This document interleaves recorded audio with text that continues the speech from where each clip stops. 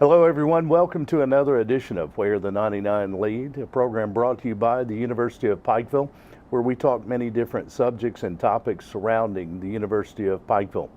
Where the 99 Lead, a reference to those historic 99 steps that lead to campus and also lead from campus back into the community and into the world. Special guest today on this edition, Campus Chaplain Rob Musick, a returning guest and always one of our favorite guests. Rob, welcome in. Thank you so much. We talk on an annual basis, at least, many times, more so than that, different things going on with the spiritual life community at the University of Pikeville. One of the reasons that you're such a frequent guest, you're a busy guy. You are one of the busiest guys on campus. A lot going on with spiritual life, and that office involved in so many different activities and events. Before we go any further, let's talk about Rob Musick's background. Let's talk about your arrival at the University of Pikeville. For someone that's tuned in for the first time, you are campus chaplain, and you got to UPike when? I got to UPike at the end of 2011, right when we were having a conversation about whether to be a state school or not. I literally took the job, and then 2 days later that came out, and I thought, shortest job I've ever had. Yes. But I was the local hospice chaplain with Hospice of the Bluegrass, was here in the community, loving my job, and UPike had a need that came up mid-semester that was kind of a right fit for us, even though I hated to leave hospice because I just totally loved it. It's what brought me here. But it's been really good to be at the university. Before your arrival in Pikeville into the mountains, talk about your background. Yeah, I was. My wife and I were overseas missionaries in South India for a couple of years, and did the traditional kind of pastor. Went to grad school. They went off to be missionaries, and came back at the end of '08 and couldn't find a job bagging groceries. So the opposite way. Usually 23 takes people out of Eastern Kentucky. It was bringing me to find a job, and really it's helped us find a home. Seems like yesterday, your arrival on campus, and it's already been 6+ years. But Rob, of course, your background, you can relate to Where the 99, leading back into the community and into the world. You've been around the world, many different places. You've been out of the country with groups from UPike. We're going to talk about that today because I know that's always on your calendar as well. But events, activities that are going on, let's talk about spiritual life. Why does UPike have a campus chaplain? It's a great question. I think UPike wants to acknowledge their historic Presbyterian identity, our Christian identity, but we also want to support our students on the variety of needs that they might have spiritually. Because so often there's a tension between what a chaplain does. And a lot of days, I'm not sure what it does too. Some people think the campus chaplain is the campus evangelist, where I'm going to go out and share my personal faith with everybody. But really the role of the chaplain is to kind of meet a student where they're at, and to me, the best analogy is kind of the movie Usher back in the old days, where a person gives you the ticket and you just kind of shine a little light, help them to go where they want to go. So for me, it's meeting a student where they're at, showing gracious hospitality to them, and then helping them to identify their needs and the places that they want to go to best support them. So it's kind of a resource person, really. Sure. And you deal with students from many different cultures. Obviously, there are Eastern Kentucky, Southwest Virginia, Southern West Virginia. There are Central Appalachian students who grew up in a certain culture, but there are students from all over the country on campus. There are students from other countries, our international students on campus as well. Many different spiritual backgrounds that you encounter. Yeah, and really the interesting thing is the majority of our students now are what we call spiritual but not religious. Yes. It's kind of hard for people to, but something amazing is happening in our country. I mean, I wouldn't say, let's just say something dramatic is happening, where we're seeing a massive shift from people who would identify with one particular, like in the 50s, 60s, you were Lutheran, Baptist, Presbyterian, etc. Sure. Today people have spiritual values, but they can be across the board. So you may have once a month, you may go to the Disciples of Christ Church, but you also may believe in reincarnation. You might do yoga. It's kind of picking and choosing. So we see the majority of our students land quite there. So the myth is that you go to college and you're going to lose all your spiritual values. But the truth of the matter is, oftentimes they change. It looks different, but we find students holding things more profoundly now, post-college, than maybe even when they were coming into college. Sure.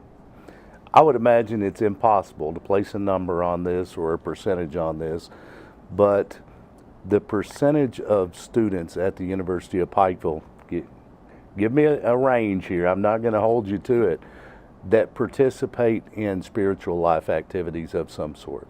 Yeah, the numbers are small. I mean, you might have 35 students for a 737, but you might have 10 or 15 for a chapel service.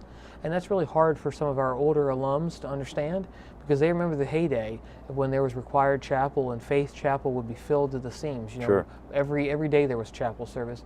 UPike looks a lot different now. But the other thing is, I mean, it's kind of two different sides of the same coin. The great thing about UPike now is we're so diverse and we have so many things for students to do. Right. But also that now is competitive with chapel. Sure. Because you've got practices and things going on. I mean, it's good. We are a busy campus with lots of things going on, and chapel's now not the only show in town. Right. Let's talk about, you mentioned chapel. There are weekly worship opportunities for students on campus. Let's talk about what those weekly opportunities are. Yeah, let me walk you through the week. So on Sunday night in our chapel, we have what's called 737, an experience we've talked about before. It's live contemporary worship. Students can have communion. It's kind of like your consistent university church. It's in the evenings, because we acknowledge a lot of my students don't want to get up on Sunday morning, Sure. right? So that's a consistent university experience. And then on Mondays, we have a student-led group called Bug. It's kind of a Bible study group where they meet. We also have a group that meets for yoga on Mondays. Tuesdays, of course, is chapel, where they're going to hear from a student, a faculty member, a staff member, or maybe someone from our community who is sharing, and we have a yearly theme. This year it's the book of Acts. On Wednesday, we're really blessed because Father Richard Watson from the St. Francis Parish comes over and he says Mass or performs Mass for us on Wednesdays. On Thursdays, we have a group that gathers for Baptist Campus Ministries, so our Baptist students are being reached out to. And then, of course, we also have a Church of Jesus Christ of Latter-day Saints, a Mormon group that meets on campus at noon on Thursdays. And then on Fridays, we have a meditation group. So kind of a wide variety of things, pretty eclectic. Sure. That's what goes on every week. And it matches the community on campus. It's pretty eclectic as well, and has grown to be. You're tuned to Where the 99 Lead, a program brought to you by the University of Pikeville, talking with campus chaplain Rob Musick, and another part of your role, Spiritual Emphasis Week. Yes. At UPike. We talk every year about this, and I know it's one of the busiest times of the year. Let's talk about it. It's coming up. Let's hear some of the events and how the community can be involved. Yeah, so every event I'm going to talk about, you're invited, every community member, bring all your friends, bring your church, bring your neighbor. So this year, every year we have a theme. This year our theme is about liberation and what it means to have moving from death to life, because oftentimes religion can be the source of our greatest hope, but toxic religion can be more deadly than anything else on earth. So what's healthy religion look like? So this year we're trying to look at religion in relationship to maybe some major social issues going on in our world right now, trying to make it contemporary. So this year on Sunday night we have a guest from a church in Missouri. He'll be with us at 7:37, and he's going to talk about issues of nationalism. And when we think about, it's kind of like draping the cross and the American flag. We want to be good citizens, but also we don't want to, lead to idolatry with our Americanism. Sure. And part of the tension, you'll kind of see this now contemporarily with people who are maybe not standing up for the national anthem, kind of hitting on a little nationalism. I know everyone's got their own opinion, but Right. that shows us just the real how that's close to the surface. So he's going to talk about that in relationship to the Bible. And then on Monday, we're watching a film, and the film is about immigration. Particularly, the film looks at one, I guess what you would say is a John Doe, a Mexican national who was attempting to come across the border and died in the desert of Arizona. And one filmmaker heard about all these people who are dying out in the deserts who go unidentified, and now it was trying to track down one person and their story. Actually, it started in Honduras. Person who traveled for 53 days and ultimately died in the desert. So that's Monday night. Tuesday night at 7 o'clock, we have our annual Worship on the Hill. And this year we're really excited because a local person, Kay Hammond, who's the director of our pregnancy center, She's going to talk about the work of the Pregnancy Center, but also what it means to, in this culture that we have. John Paul II, the Pope, said that we live in a culture of death, where people have defined their identity through what they can do as opposed to their being. So think about issues of euthanasia and all these hosts of social issues. So she's going to talk about the culture of death and how we can be people of life. That's on Tuesday. Wednesday night is kind of our capstone experience. This is our annual Dr. Carol Grizzard Browning lecture. Right. And we have a Christian ethicist, one of the leaders in Christian ethics in the United States. His name is Dr. Miguel de la Torre. He's written some really controversial books. He talks a lot about immigration. He talks a lot about sex, which again is a hot button issue. But he's going to talk with us about how sexist language, when we refer to God, and the danger maybe, and how this may create kind of a system of patriarchy and women being dominated.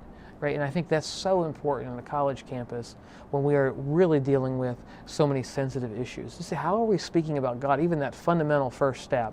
So that's Wednesday night at 7 o'clock. And then finally on Thursday night, we're having our annual multi-faith panel. So we'll have a Jewish rabbi who will be with us, a member of the local Eastern Kentucky mosque that will be with us. We'll have a Christian pastor, a Presbyterian pastor. Then we also have a member of the Hindu tradition. We'll sit around and have really beautiful dialogue. One of the things that we want to have is people who may fundamentally disagree about a lot of things, but can respect each other, love one another, appreciate one another, Sure. as opposed to this ridiculous kind of screaming that we see on television all the time. Accomplishes nothing. Exactly. And that seems to be the trend we see in our country. A lot of disagreement, a lot of divisiveness, and trying to bring that all together on campus with spiritual emphasis week. You're attacking some issues that are trending in our world, but that's what students are dealing with as well. They're seeing these things, and they're at a point in their life that they're making decisions of what do they believe about these topics. Just trying to help, as you said, like an usher, providing a light for them to find their own way. Yeah, and I think it's so critical. One of the gifts of being in a community where there's a university is we can talk about social issues, and I really think that there shouldn't be an issue or a question that students haven't asked in college. That's really the safest place to ask them. You should be around all kinds of people, all kinds of opinions, and it's before you get out into quote-unquote the real world where these issues may blindside you. You can be in kind of a protected community to really wrestle and find out where is it that you stand. Campus Chaplain Rob Musick, our guest on this edition of Where the 99 Lead. And Rob, you work closely with several student organizations on campus. You mentioned some of those and their participation in weekly worship opportunities.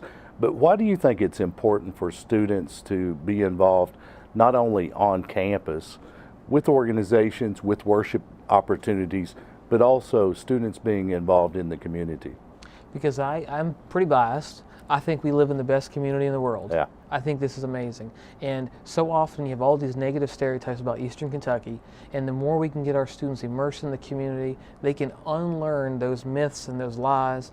And I want our students to stay here. I want them to live here. I want them to pour all their gifts into our community, because we it's a jewel here in Eastern Kentucky. So I think, but also the other thing is it's really critical that our students are taking all their theory of the classroom and implementing it into the real world. You have to know, does this theory actually apply? Does this work? I mean, think the classic examples are nursing students.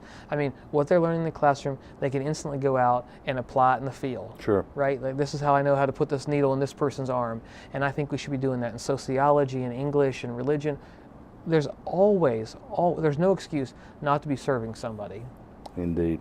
And serving other people in the community, it's taken on a focus at the University of Pikeville in recent years in service to others, service projects.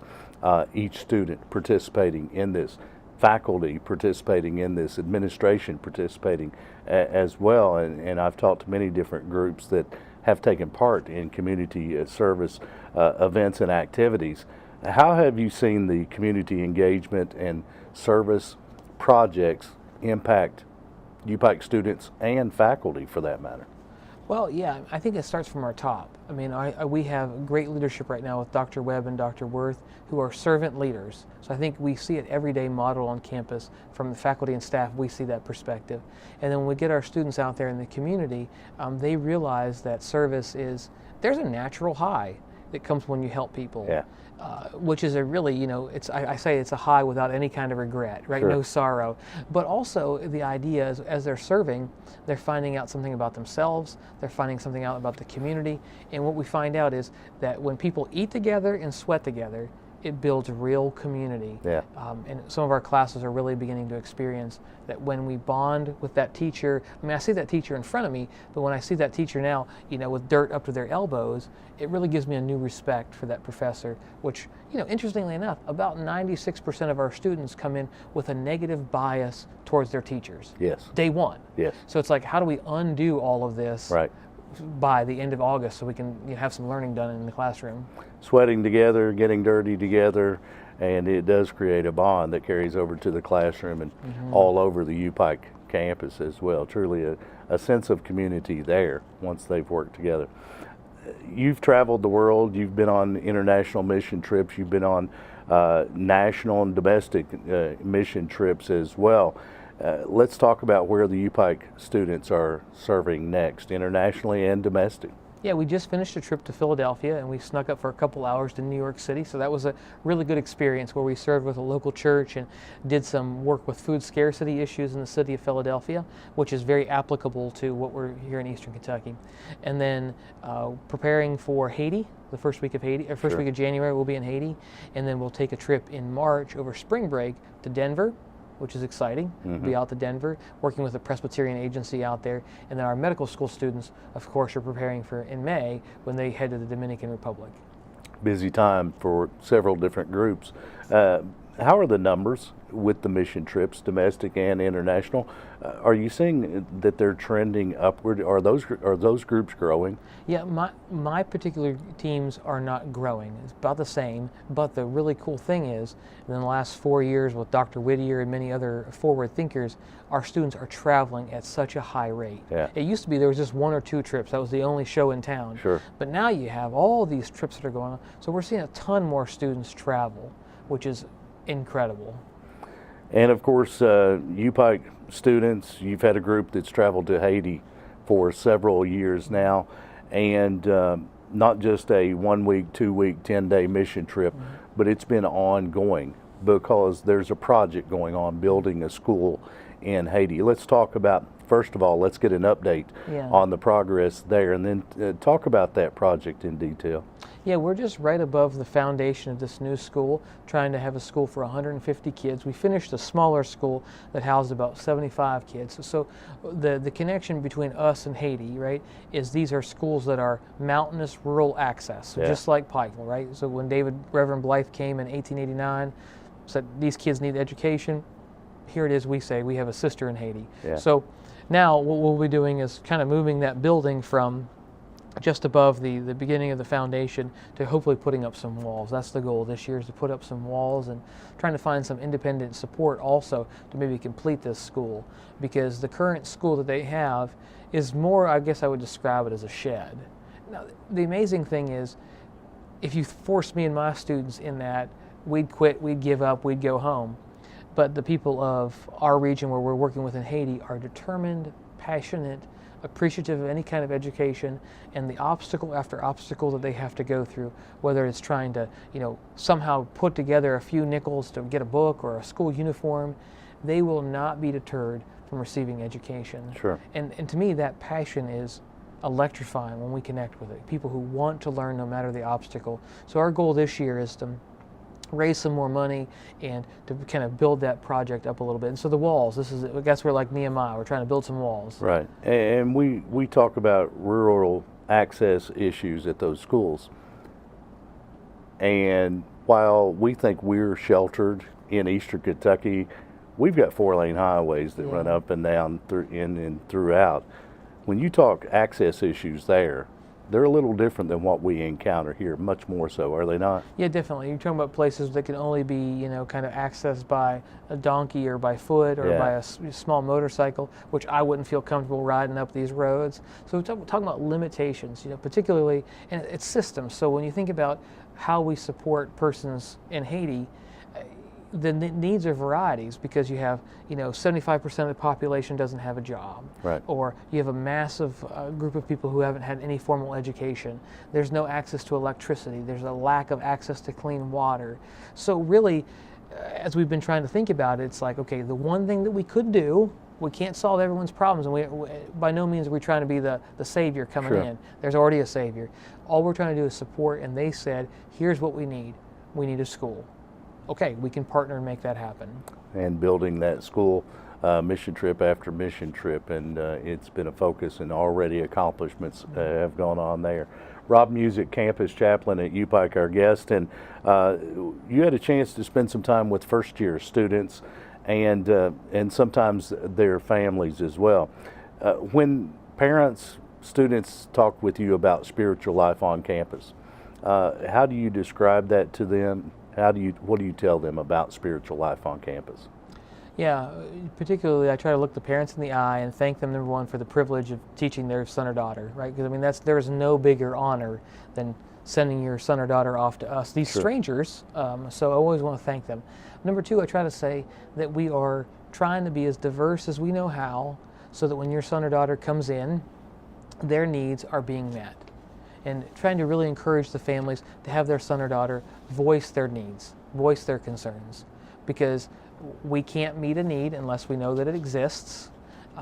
So for what I hear in parents is this idea of, they're asking me all these questions, but really at the core is, if my son or daughter has a need, are you going to take care of them? Right. And just trying to say yes. Now we have a few programs we can throw at them, but what I have found in my own journey, it's really not a program, it's a person or it's people. Will I have people who will love me? Will I have people who will respect where I'm at?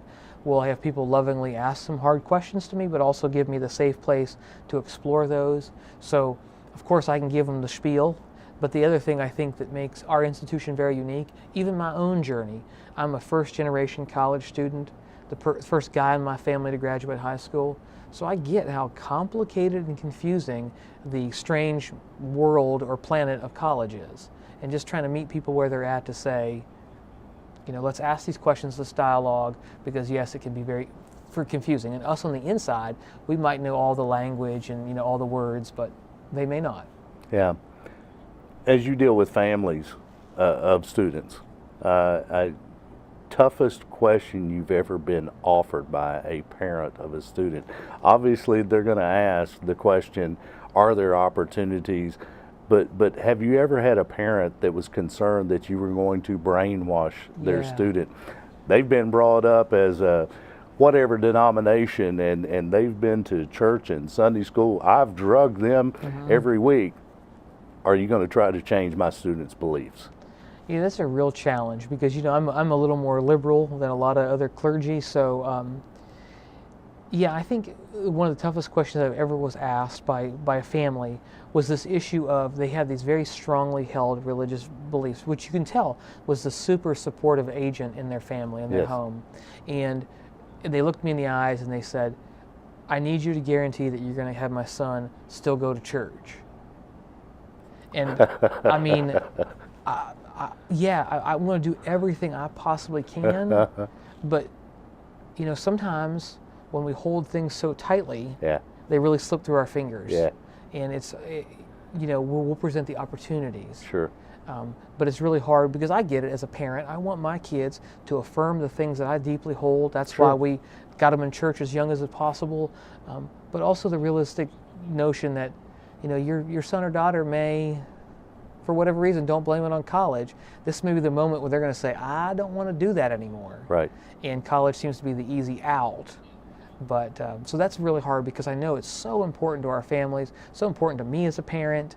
But the truth of the matter is, as we say up at the Hill, adulting is hard. Mm-hmm. And when they're transitioning, we may not have any control. Yes, indeed. And it's a time that students are finding their own way rather than a way that is presented to them. And many times, only one way has been presented to them their entire life, and now they have options. Now they have a chance to form their own beliefs. And that's part of the college experience, is it not? That's my theory. If you're paying, all this money every year, taking out these loans possibly, you should at least know that there are all these wide variety of options. So for me, like for example, we do a multi-faith panel. Right. Why that doesn't challenge me as a Christian clergy. I want to know all my options so that when I know that I am giving my life to Christ and fully into Jesus, I want to know that I have made the best decision possible. I don't want anyone hiding something from me. Right. And it's not necessarily to convince students to change their beliefs or their faith, but simply to educate, this is what this group believes and why. It's important for whatever belief system that student has to be educated to know the differences in the types of religions with their fellow students. Yeah, and in my personal bias is very clear here. I think we in Appalachia, specifically Central Appalachia, have been taken advantage far too long by people who are fearmongers. Right? We got to be afraid of whatever's on the outside, and to me, that has just not done us very good. I mean, we've been really raked over the coals at times by this pseudo fear that people still try to live up and hype up, every day.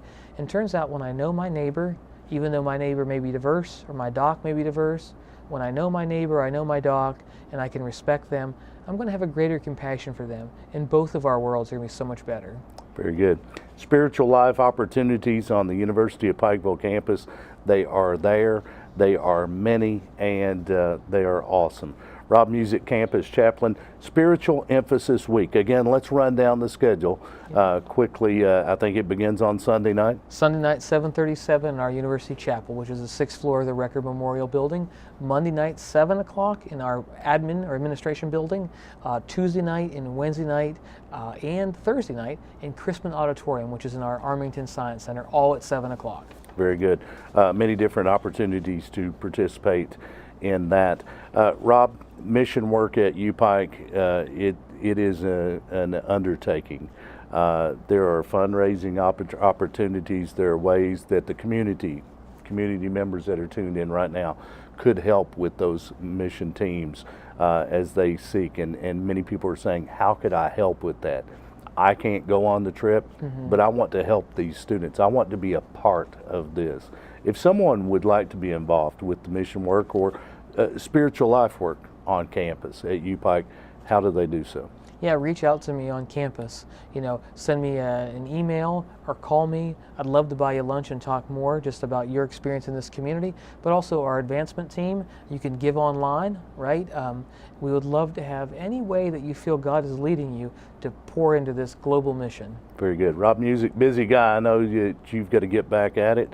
You've got a full calendar. We appreciate your time. Thank you so much. Rob Musick, Campus Chaplain at the University of Pikeville, our guest on this edition of Where the 99 Lead, a program brought to you by the University of Pikeville. Thanks for tuning in.